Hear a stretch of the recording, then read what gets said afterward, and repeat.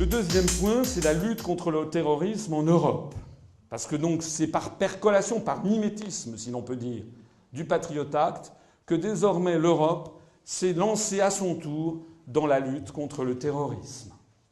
Sous pression européenne, donc américaine. C'est la même chose. Moi, ce que j'appelle pas ça la construction européenne, j'appelle ça la construction américaine. D'ailleurs, c'est pas une blague, hein. J'ai un fils, moi, qui a 12 ans. On a eu une réunion des parents d'élèves avec les professeurs il y a quelques années dans son collège, et il y a quelques mois dans son collège, et puis ils expliquaient, ben voilà, vos enfants auront l'année prochaine la possibilité, il y a un truc tout nouveau, ça vient de sortir, c'est d'être dans une classe européenne. J'ai levé la main, j'ai dit, mais c'est quoi une classe européenne? Vous savez ce que c'est qu'une classe européenne en France? Une classe européenne, c'est une classe où tous les enseignements sont donnés en américain. Mais c'est pas, personnellement, je ne trouve pas ça très drôle. Donc, sous pression européenne, donc américaine, nous assistons depuis plusieurs années à une remise en cause rapide et discrète de nos libertés fondamentales. En 2002, c'est-à-dire quelques mois après le Patriot Act, selon un phénomène de l'arbina, c'est-à-dire Washington claque dans les doigts et immédiatement la Commission se met au garde à vous. En 2002, l'Union européenne a copié l'administration américaine en produisant une directive qui incite les États membres à rapprocher leur législation, toujours ce fantasme d'uniformisation, parce que quand on écrira toute cette histoire dans 150 ans, les gens riront jaune probablement, mais riront de voir que la Commission européenne n'a à la bouche que la concurrence pure et parfaite. Il y a même un commissaire à la concurrence qui veut lutter contre tous les monopoles, sauf que la construction européenne en elle-même est une dénonciation de toute la concurrence. Puisque le fantasme de la construction européenne, c'est que tous les États aient la même législation dans tous les domaines. C'est un des paradoxes les plus inouïs de toute cette affaire.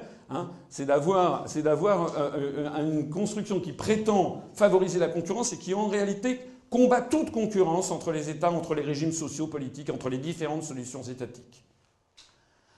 Donc, on établit des règles communes pour lutter contre la menace terroriste. Cette décision a généralisé les mesures d'exception et transformé le paysage urbain et le code pénal. Dans les pays de l'Union européenne, la guerre contre le terrorisme présente plusieurs particularités. C'est une guerre à durée indéterminée contre un ennemi inconnu. On ne sait pas qui est l'ennemi, on ne le voit pas, il n'en est que d'autant plus menaçant. Vous savez, c'est exactement, j'aurai l'occasion d'y revenir, l'univers de George Orwell. Et avec une durée indéterminée. On ne sait pas si cette guerre aura une fin. Deuxièmement, la guerre contre le terrorisme a permis d'introduire des lois d'exception dans le droit commun en endormant la vigilance de la population et en banalisant la notion de contrôle.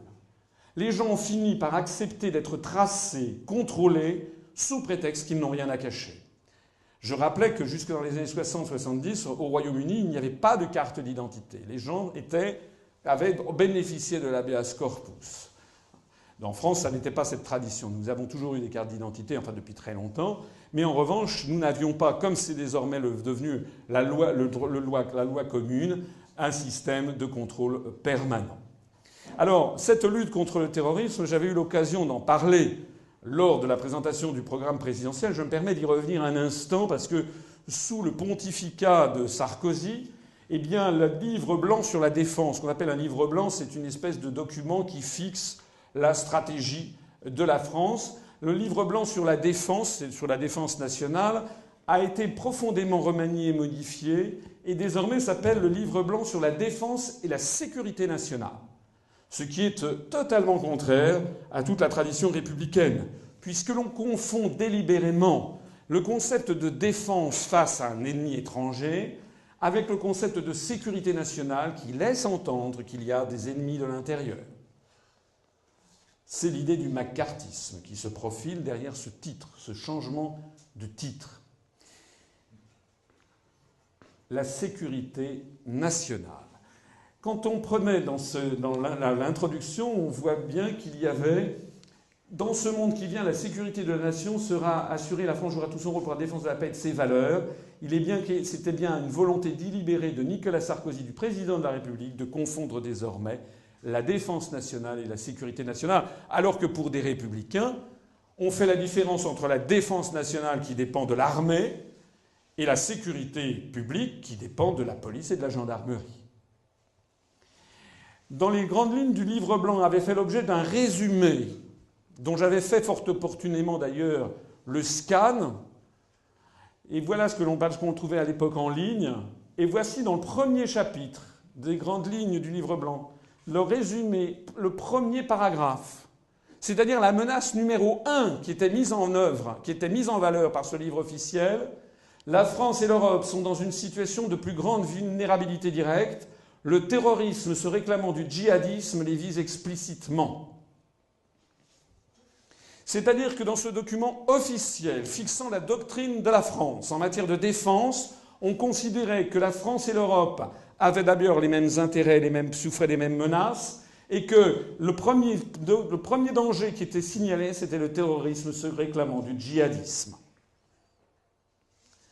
C'est la première fois que je sache, dans l'histoire de notre pensée stratégique, que l'on nommait directement un ennemi. La grande tradition stratégique, en tout cas sous Charles de Gaulle, c'est que la France avait son territoire sanctuarisé par l'arme nucléaire. Et donc certes, évidemment, dans les plans de bataille qui pouvaient être préparés au ministère de la Défense, on envisageait davantage une attaque du pacte de Varsovie qu'autre chose, mais il n'en demeure pas moins que c'était ce qu'on appelait une défense erga omnes, c'est-à-dire tous azimuts. Il n'y avait pas d'ennemi déclaré de la France. Nous indiquions simplement à toutes les forces qui voulaient s'attaquer à notre pays qu'elles seraient châtiées de la même façon. Alors que désormais, nous avons un ennemi direct, donc que nous partageons avec l'Europe, c'est le terrorisme djihadiste, c'est-à-dire le terrorisme musulman. Et j'avais fait remarquer à l'époque que c'était tout simplement faux. C'était un mensonge. C'est un mensonge qui avait d'ailleurs été discrètement révélé par le journal Libération le 27 juillet 2011 à l'occasion de la publication du rapport Europol, c'est-à-dire de toutes les polices européennes, sur le bilan des actes terroristes au cours des 5 années 2006-2010, bilan qui a été totalement étouffé. D'après ce bilan que je me suis procuré d'ailleurs de Europol et aussi de la police nationale, on avait les statistiques suivantes. Ça, c'était les personnes suspectées d'attaques terroristes dans l'Union européenne au cours de la période 2006-2010.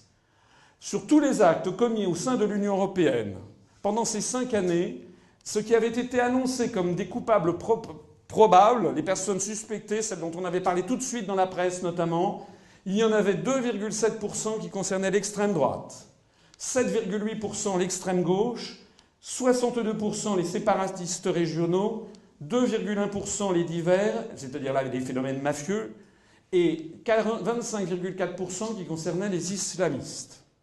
Ce que révélait le rapport Europol sur les 5 années 2006-2010 de toutes les polices européennes, c'est qu'après avoir mené enquête, après avoir élucidé ces affaires de terrorisme, on arrivait au résultat suivant.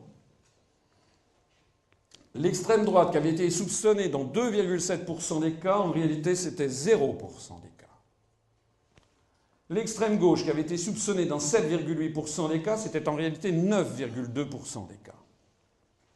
Les séparatistes régionaux, qui avaient été soupçonnés dans 62% des cas, c'était en réalité 85,1% des cas. Les divers, qui avaient été soupçonnés dans 2,1% des cas, c'était en réalité 4,6% des cas. Et le terrorisme islamiste, le terrorisme djihadiste, que notre livre blanc de la défense fixait comme danger numéro 1 pour la France et l'Europe, c'était 0,4% des cas après les affaires élucidées. Et le rapport de la police nationale française, justement, pour les 5 mêmes années, donnait les résultats suivants.